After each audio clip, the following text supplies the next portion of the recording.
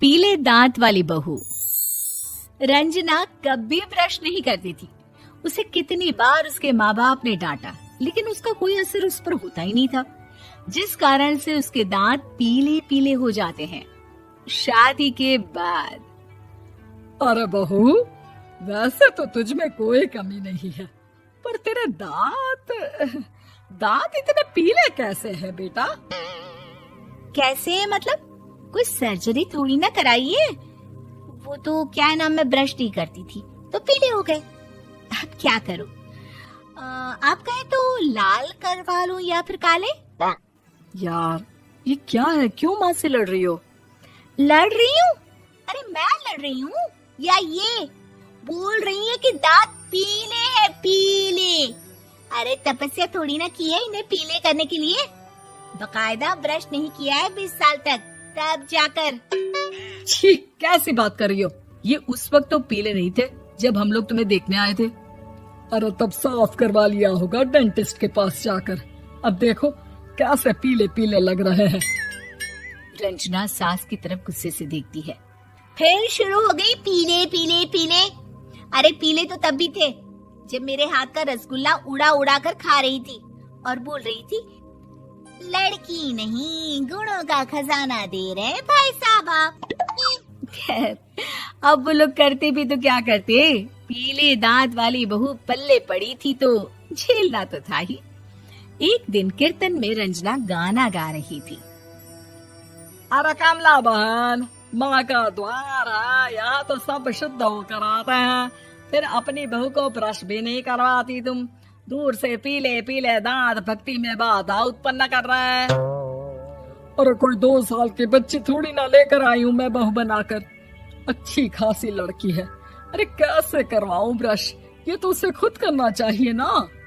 अब माँ बाप तो इसके जैसे तैसे निपटा दिए, ये नहीं सोचा कि सास कैसे संभालेगी। सास बहू को लेकर घर आ जाती है, लेकिन सोच लेती है कि अब इसे लेकर कहीं नहीं जाएगी। अगले रोज बहू कहती है, अरे क्या हो गया, मंदिर नहीं जाना क्या? कीर्तन का वक्त हो रहा है। मेरी मधुर वाणी से कान्हा जी जागते हैं और सोते हैं। आप तो जानती है ना उनकी भक्ति में कितना मन लगता है मेरा। वो क्या है ना, तबीयत ठीक नहीं लग रही है मेरी, आराम करूंगी मैं। तबीयत ठीक नहीं लग रही? अभी तो मिथुन के गाने पर नाच रही थी आप, और अब बोल रही है कि तबीयत ठीक नहीं लग रही। अरे भक्ति में मन लगा लो सासू माँ, ऊपर जाना है, क्या मुंह दिखाओगी आप? हाँ? सास को बहू की बात पर गुस्सा आ जाता है। मैं क्या मुंह दिखाऊंगी, इसकी चिंता तो ना कर, समझी? अपने मुंह की चिंता कर, जो ये पीले पीले दांत लेकर हर जगह पहुंच जाती है। पता है लोग कितना मजाक बनाते हैं। ना जी ना, मैं नहीं जाना कहीं तेरे साथ। तो ये बात है, कोई ना, मत जाओ, मैं अपने कमरे में ही बैठकर भक्ति कर लूंगी। ऊपर वाला दांत थोड़ी ना देखता है, मन देखता है, भावना देखता है। और अरे बस बस, तू सब कुछ दिखा, बस ये सफेद चमकदार दांत ना दिखाना किसी को, है? जा यहाँ से। बहू को सास की बात का कोई फर्क नहीं पड़ता, वो तो जैसी थी वैसी ही रह जाती है। सुबह नहाकर किचन में खाना बनाना, फिर खाना खाना, कीर्तन भजन करना और सो जाना। एक दिन, माँ जी मैं सहेली के घर जा रही हूँ, शाम को लेट आऊंगी। हाँ हाँ तो जाना, मैंने कौन सा तेरी आरती करनी है घर पर बैठकर। रंजना सहेली के घर जाती है, जहाँ वो पार्टी में जाने की तैयारी कर रही होती है। अरे शिखा, कहाँ जाने की तैयारी कर रही है? मैं गलत वक्त पर आ गई क्या? अरे नहीं यार, उल्टा सही वक्त पर आ गया।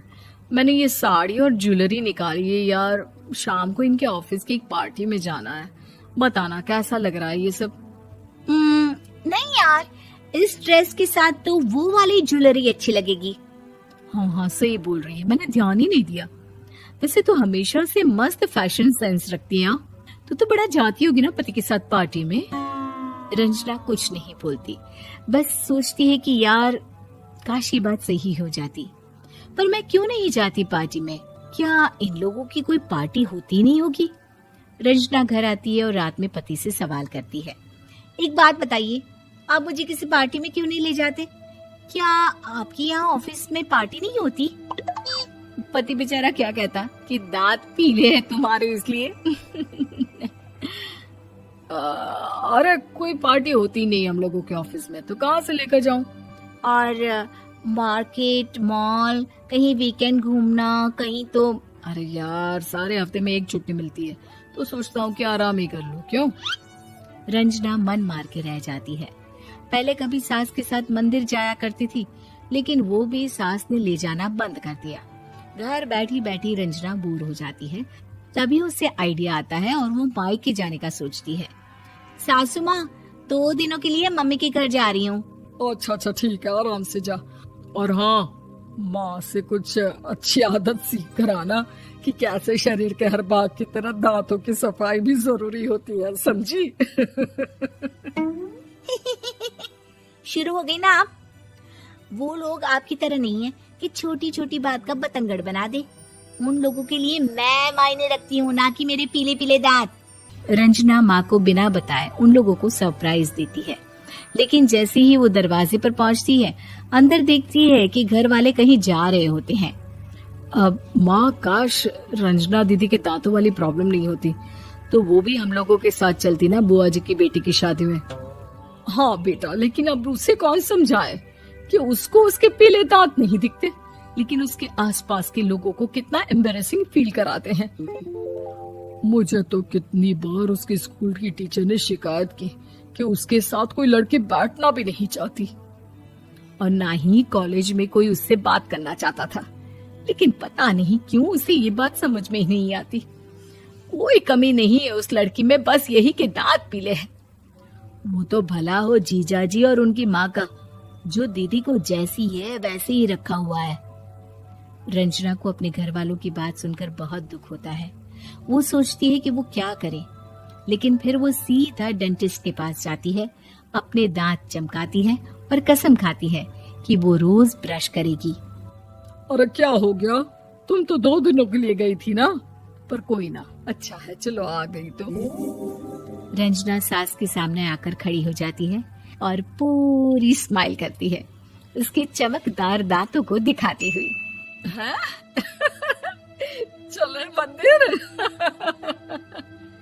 माँ, मुझे माफ कर दीजिए, मैंने आप लोगों को बहुत एम्बैरेसिंग फील करवाया। मैं आज से रोज ब्रश करूंगी।